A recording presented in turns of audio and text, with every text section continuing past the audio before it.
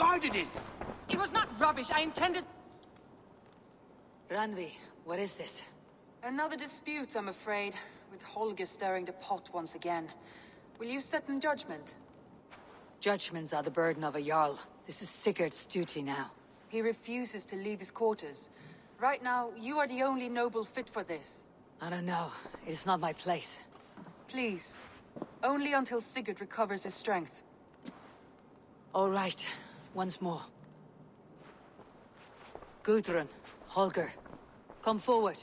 You will state your cases and I will hear you out and be as swift in my judgment as I am able. Gudrun, you may speak. I have been robbed, Eivor. My property defaced. 3 days ago, I discovered some of my sailcloth missing. I scoured the settlement in search of it. Passing Holger's home, there I see it. Boldly displayed and worse, defaced, with scrawls and silly stories upon it. Lies and slander! Holger, quiet. You're well acquainted with the rules of this trial. Now, Gudrun, what did you do upon discovering your sailcloth? I confronted him, demanding silver. For sil with Holger's inky scratching cannot be sold or bartered, can it? I ask only that I be paid for the property that was taken from me, yet he refuses. So Holger took something that belonged to you and defaced it. Now you wish to be paid for the item. Do I understand? That is right. Holger, what say you in your defense? Short days ago, I found a pile of mildew-stained detritus beneath the docks, and salvaged what I could. I wish to use it as a canvas, you see? As a conveyance for my latest works. The sailcloth was in such a state, and so obscured from view, I assumed it was refuse, abandoned goods. I see. My motives were honest, Eivor. Would a thief be so brazen as to display the fruits of his crime? Hardly. Yet here she claims I have robbed and defaced her property, when all I took was rubbish left by to rot. Nonsense. My only crime here is that I gave something ugly and decrepit a bold new life. I see. So you feel Gudrun disposed of something, and now unreasonably seeks its return. Exactly. Yes. All right. I have heard enough. I might have profited from that cloth. Holger has all but robbed me of a future boon. It was garbage. Yet now it's a part of something greater. If anything, I have increased its value. You ought to thank me. Oh, I will thank you with the back of my... Quiet. Let me speak.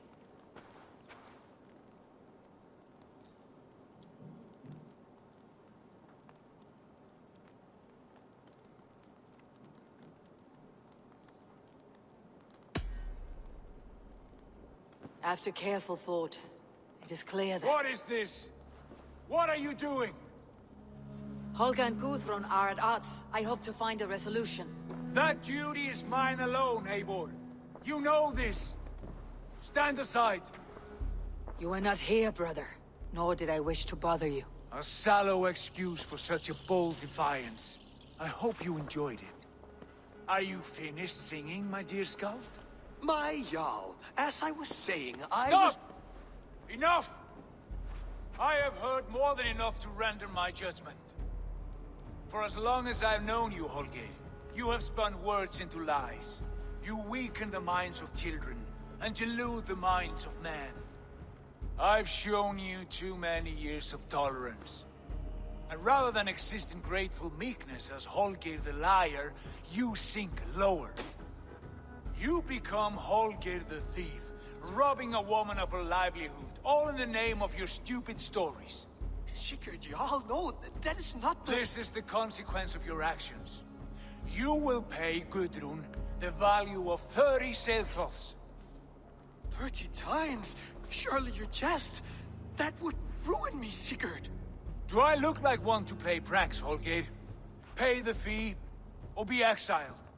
Great, Jarl. If I may, I seek only compensation for a single sailcloth. The rest 30 times! In silver! That is my judgment. Eivor, please. Does this not seem unfair? Sigurd is our Jarl. His word is law, whether or not you agree. You see? Of course, my all. As it must be. Forgive my defiance. Thank you, Lord, for hearing us out. See to it that judgment is carried out exactly as I have said. Should the need arise again, do not fail to rouse me.